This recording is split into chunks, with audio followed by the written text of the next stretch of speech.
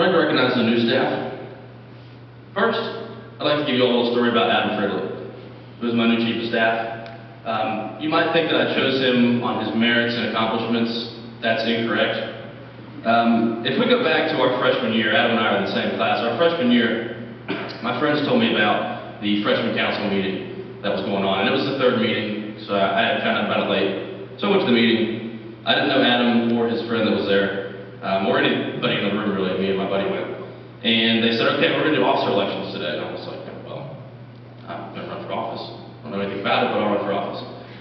So they said, first is the office of president, and we need you to get up. You have 3 minutes to tell everyone in the room why you're going to make the better president than the guy next to you. So little did I know that Adam had already made a pact with the gentleman that he'd been going to the meetings with, that he would vote for him for president, and that in exchange, the guy would vote for Adam for vice president. I didn't know that. So I get up there and I make my speech. The other people make their speech, and I won by 1 vote. 1 vote made me the president of freshman council, and the advisor to the president of freshman council was Patrick Murphy, the Senate Pro Tem, who later picked me to be his business manager on executive staff when he became student body president. Come to find out, over this past year, Adam said, you know, after I heard your speech, I never really heard anyone spin language like that, and for whatever ungodly reason, you convinced me to vote for you. So I went back on my word and voted for you instead of president, so I was your swing vote. So really, this is reciprocity for Adam, putting you on the fast track.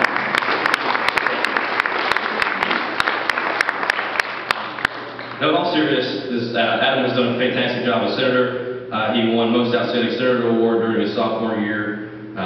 2-year member, he was a member of PAXA and countless other boards and committees, so I look forward to having Adam fill Paul's very big shoes this year.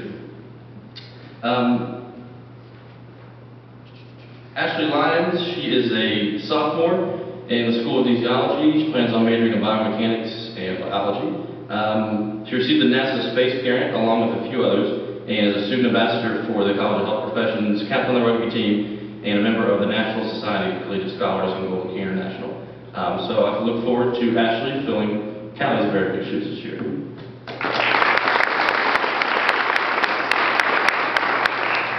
And looking at the representation of my cabinet, the Greek liaison position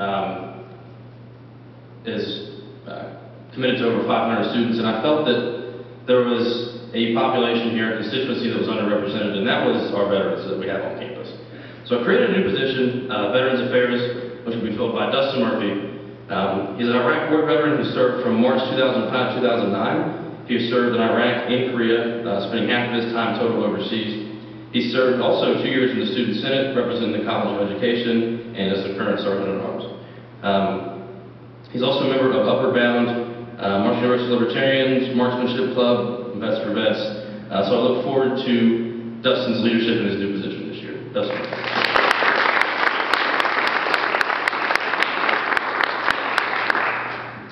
Next, Jordan Lord. She's from Beckley, West Virginia, and a double in accounting and financing major. He is a member of the Dean's List, Promise Scholar, Lewis College of Business major. He's also the current treasurer of the Senate, and has been involved in the Beta Alpha Psi, Honorary Accounting Fraternity, Relay for Life, Live Strong Foundation, member of the West Virginia Society of CPAs, and SALA, which is our new lobbying group, which Adam also, I forgot to mention, did a fantastic job heading up this year. If there was a numbers guy that I've ever met, it's definitely Jordan, and I look forward to him crunching the numbers this year. So, Jordan Lord.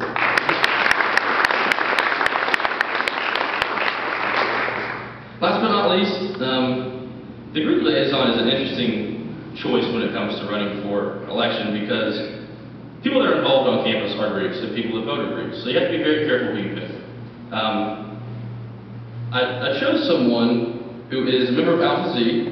She double majors in public relations and advertising, and she is also their house manager and social chair, and the recording secretary for panel and council. But more important than that, any of you that are Greek know there's a lot of competition that goes on between fraternities and sororities, and to have someone that is universally well-liked is extremely rare. Vic doesn't know a stranger, and is very well liked by everyone in the Greek community, so look forward to having Vic this year as my Greek liaison.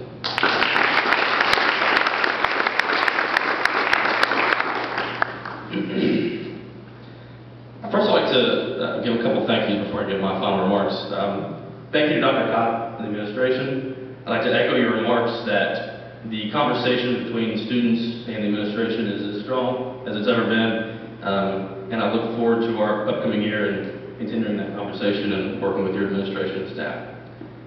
Over the past year, there have been a lot of times for me personally that were morally, academically, and financially questionable, and without my parents, wouldn't be here today, so thank you.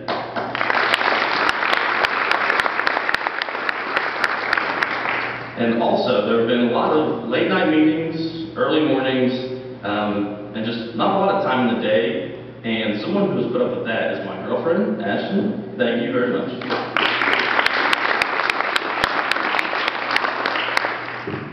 Okay, this is cliche, but I have to start off with a quote. Marian Wright Edelman, who was an American activist for children's rights, said, "Education is for improving the lives of others and for leaving your community and world better than you found it."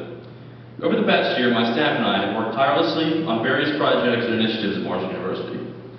We've succeeded in filling the Senate to its highest membership in recent history, worked for over a year to bring an organizational management software to campus, introduced the first mini Greek week during homecoming to collect food from the local food bank.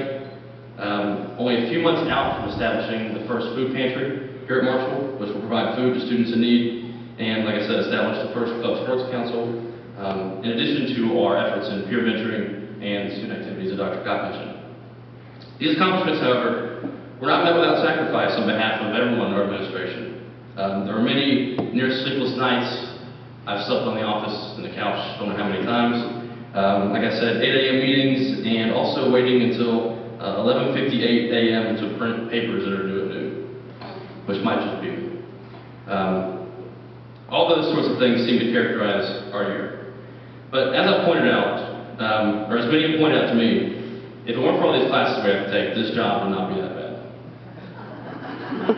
Too often it seems we have to cut corners where it actually matters the most, with our families and significant others.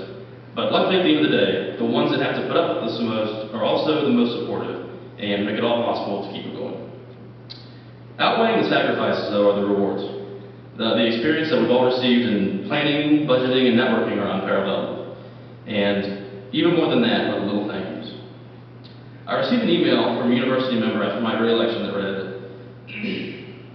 "It's not been every year that we've actually had a student body president who was interested in what he or she could do to leave Marshall a better place. I've seen far too many who are just interested in having it on their resume, and I look forward to it next year." Statements like these are what makes everything worth it. I sincerely look forward to serving our students for another year, and thank you all for celebrating with us today.